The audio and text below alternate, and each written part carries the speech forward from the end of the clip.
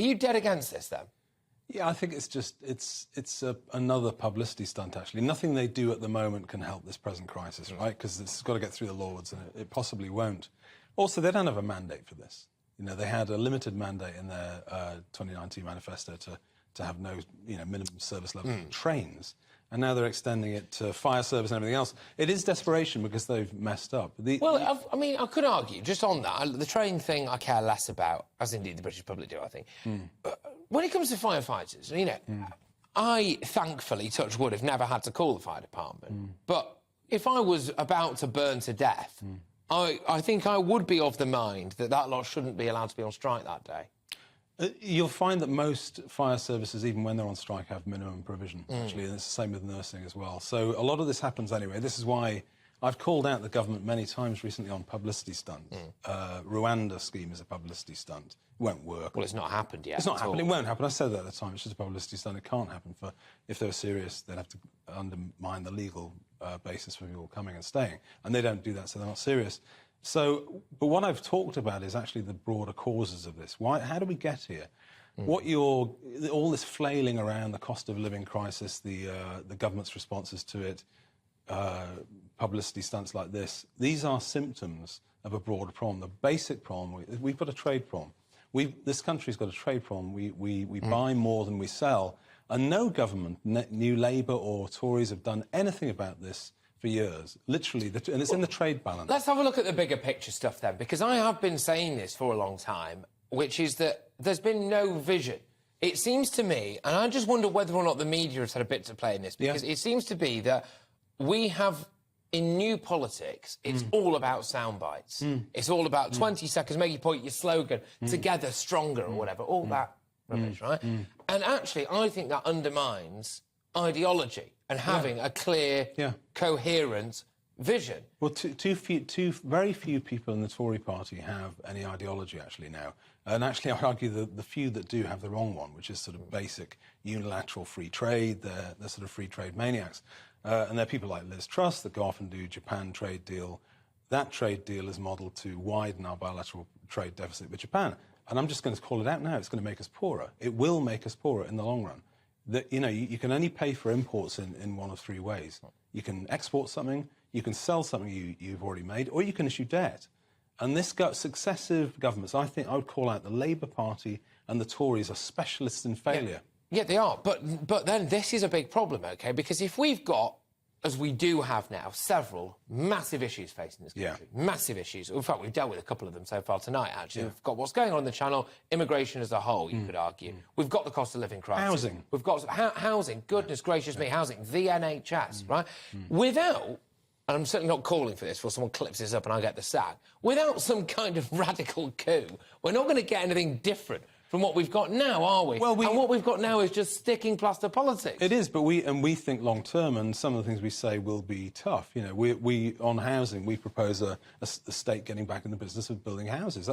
That's basically what's gone wrong. We've destroyed the state's capacity to build houses. You end up with a housing crisis, and that has to be repaired.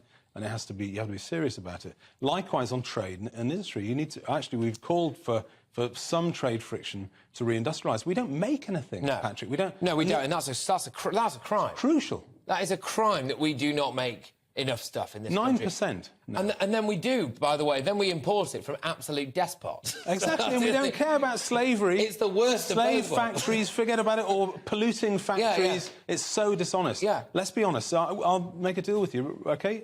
We are a serious party. We have a very good green paper on this, which is The End of Indifference, Economics Green Paper. Excellent read. It's a tough read. That's what we believe in, OK? Now, we will have over 100 candidates in the next election. If we get MPs in on that scale, we'll hold the balance of power. That's my offer. OK. Well, fair enough. It's a decent offer. One thing I would ask, though, and politely say it, which is the British public, I think, who I love, I think sometimes we get what we ask for. And if we are weak at times and we let the tail wag the dog and we roll over and die when it comes to some inexplicable elements of woke ideology, for example, or we, for a quieter life possibly, remove ourselves from common sense, or we become incredibly reactive. I appreciate the irony in me saying this. My job is to react to stuff. But, Yeah, with things like this, then we get the kind of politician that we create, and that politician is naff. Yeah, they are, and they're cowardly. And I think one of the biggest... we go around saying most of our problems, even the economic problems, are actually cultural, really. They're cultural, really. It's a failure to take seriously making anything here. It's a failure to buy British or want to buy British.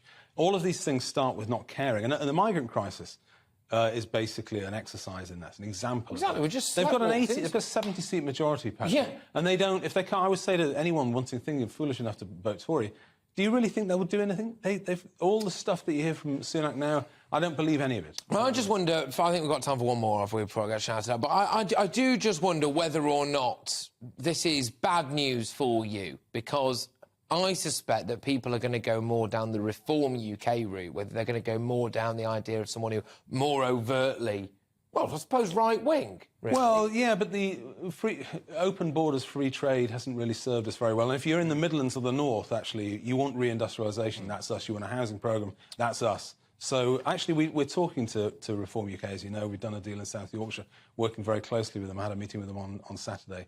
So that's interesting. Yeah. Any more on that? Well, we've done an electoral deal. It's a limited deal. We've got no stand dealers in 6 seats each. And in South Yorkshire, we have joint description. So we're fighting that together.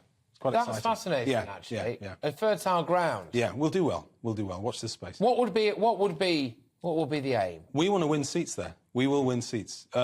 Reform have a slightly better, they're a bigger party than us, to be honest, about that. But we'll see. We'll do very well. We've got most of Sheffield, I think, so we'll see. And actually, this is interesting. Sorry, I'm dragging it out now because you just dropped a bombshell at the end here. But there are elements of you and Reform, I think, that are actually very workable together. Yeah, there are about 4 or 5 things that we agree with. We want to control immigration. We think we're good enough to govern ourselves. That's important. Yes. We want electoral reform. We want constitutional reform. We disagree with them about the economics, and that does affect a few things, but we're grown up enough to work together.